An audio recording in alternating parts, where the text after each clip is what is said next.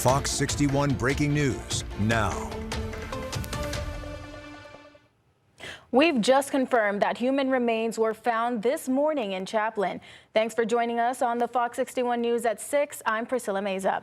Fox 61's Jalen Anderson joins us live with the latest from State Police. Jalen.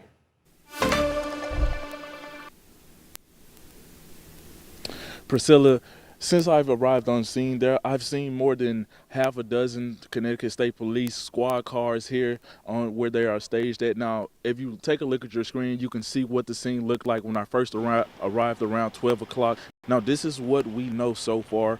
The call came in around 8 o'clock this morning. Individuals were walking in the area in the vicinity of North Bedlam Road and Bedlam Road here in Chaplin, and where they look to believe to find human remains, which have been confirmed. Now, troopers from Troop D with the Connecticut State Police Department arrived here on scene, and where they are staged, they had to go into the wooded area about a mile and a half from their staging area, where they confirmed that those were human remains. Now, the Eastern District Major Crime Unit is also here on scene for the Connecticut State Police Department, where they're taking over this investigation. Now, we still don't know the identification of those human remains, so we're still working to gather more information. So we will keep you updated online and on air.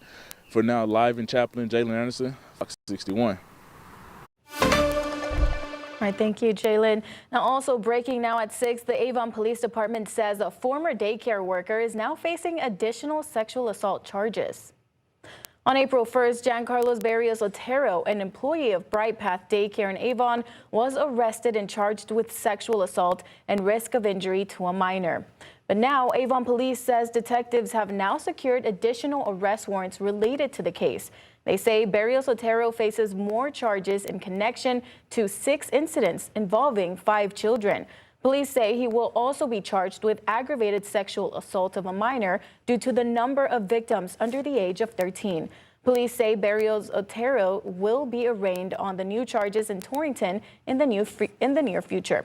Police are encouraging any parents with concerns to contact detectives or the Child Abuse Investigation Team of Northwest Connecticut. You can stay updated on these 2 breaking news stories by downloading the free Fox 61 News app, scan the QR code on your screen, or visit fox61.com 24/7. And part of Waterbury Road remains closed in Thomaston tonight due to a water main break. Crews have been hard at work trying to make repairs so they can get the road back open. Fox 61's Celine Arif joins us live now with the latest on their efforts. Celine. Yeah, good evening from Waterbury Road in Thomaston. And if you look over this way, you will see that crews tell us the water main break happened at around 6 a.m. They have been out here for hours today. There were actually even more crews out here earlier this morning trying to get that system back under control.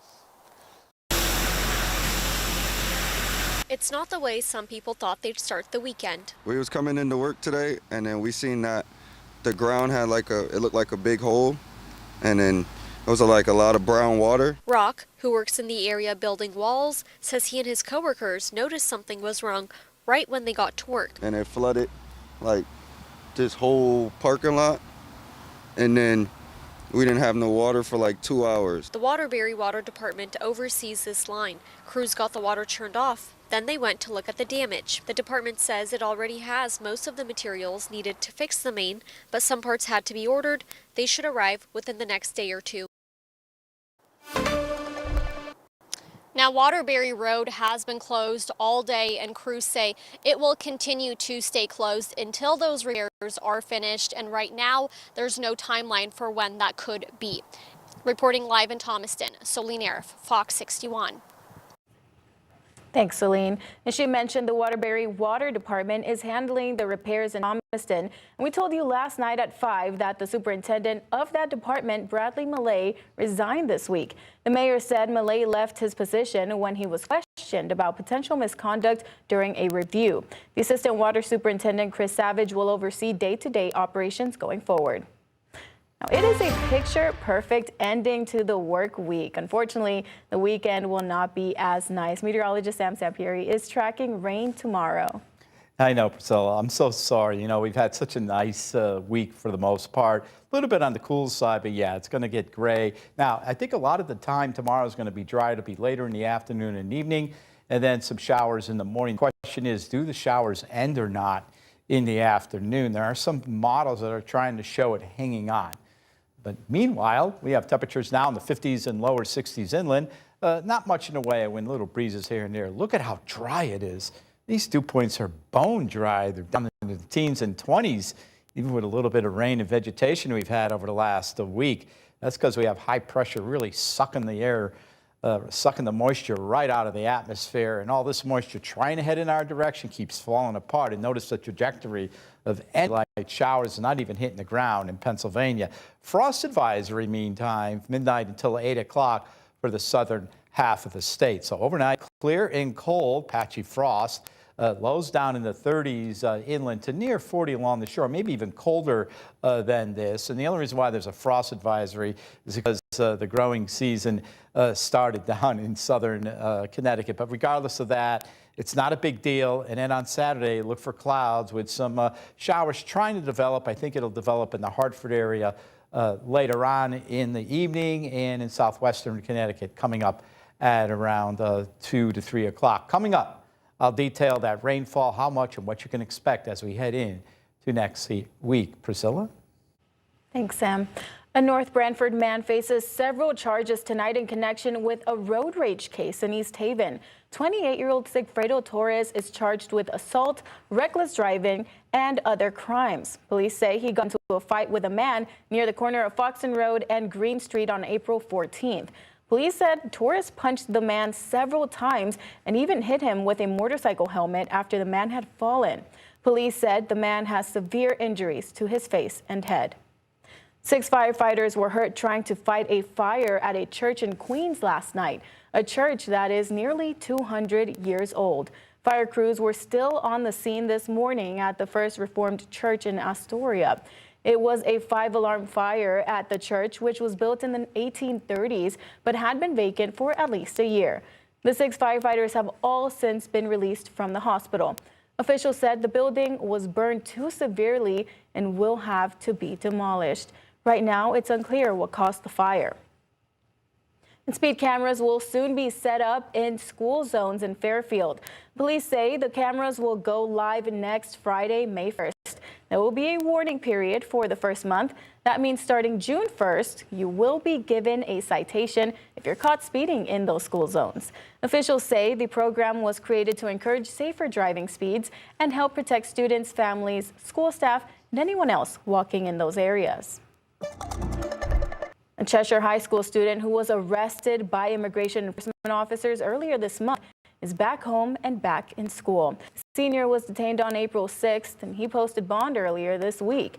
Today, the Cheshire community gathered to celebrate his return. Fox 61's Jamel Johnson shares what the moment means to those who know him. Just a few weeks ago, Rayhan was arrested by ICE officers and taken to Plymouth County Correctional Facility. It was a scary situation for a high schooler set to graduate in just 2 months. It was a terrifying moment for Rayhan and his uncle when they were cornered by immigration enforcement officers earlier this month. This week, Rayhan was granted release and welcomed home by his loved ones. Andrea Sanchez from Connecticut Students for a Dream says it's something no teenager should go through. Rayhan is a high schooler. He should be worrying about homework and college apps and what he's doing this weekend with his friends. Instead, he experienced something that no young person in this country should ever have to go through. He was detained by federal immigration enforcement. Rayhan had a bail hearing in Massachusetts on Monday. The judge granted him a $1,500 bond and allowed him to return home. Attorney Lauren Peterson says Rayhan's 2 weeks in the detention center is a lot shorter than many cases like this.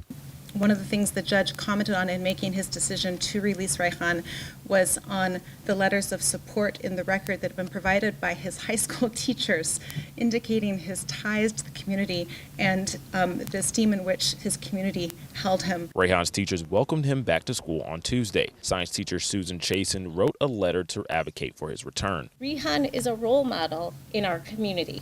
He has shown that hard work and kindness can lead to success in the classroom and in life. It is my most sincere hope that Rayhan and his family who have already sacrificed so much to the benefit of our American troops, will be able to live peacefully in Cheshire. We're working through the immigration courts to try to get his proceedings terminated. Rayhan's immigration status still remains an uphill battle. Right now, the focus is to keep him in Cheshire for the foreseeable future. Not everyone is so lucky. People get whisked away and are practically not heard of again. We're so lucky to have the opposite in this situation. Now, we were asked by Rayhan's attorney not to show any video of his face for safety reasons, and Rayhan declined to make a comment. His attorney does say that he's still on track to graduate with his peers on June 10th. In Cheshire, Jamel Johnson at Fox 61. The Department of Justice has dropped a controversial probe into the chairman of the Federal Reserve. Now, the decision is expected to have a big impact on the next head of the Fed. Carolyn Elliott reports. The Department of Justice says it will drop its criminal investigation into Fed Chair Jerome Powell, but the case is not entirely closed yet. It's just being moved over to the Inspector General, who has critical tools at their disposal to continue to look into the financial mismanagement at the Fed. The DOJ launched the investigation earlier this year after the Fed chair allegedly overspent on renovations at the central bank. It's costing taxpayers billions of dollars, and I think it's in the best interest of the taxpayer to get to the bottom of it. But Powell has said the investigation had nothing to do with money or overspending. It was about politics. The consequence of the Federal Reserve setting interest rates based on our best assessment of what will serve the public, rather than following the preferences of the president. Powell's term is up in just a few weeks, and former Fed Governor Kevin Warsh is set to take the spot. But Republican Senator Tom Tillis had vowed to block his nomination until the criminal investigation went away. There's only one thing that solves this problem, and it's getting rid of the bogus investigation. It was really bizarre. This isn't the way that we usually handle, cost overruns for buildings. That was Caroline Elliott reporting. Warsh, the Fed chair nominee, says the president never pressured him to cut interest rates. Today's news appears to clear the way for Warsh to take over when Powell's term ends on May 15th.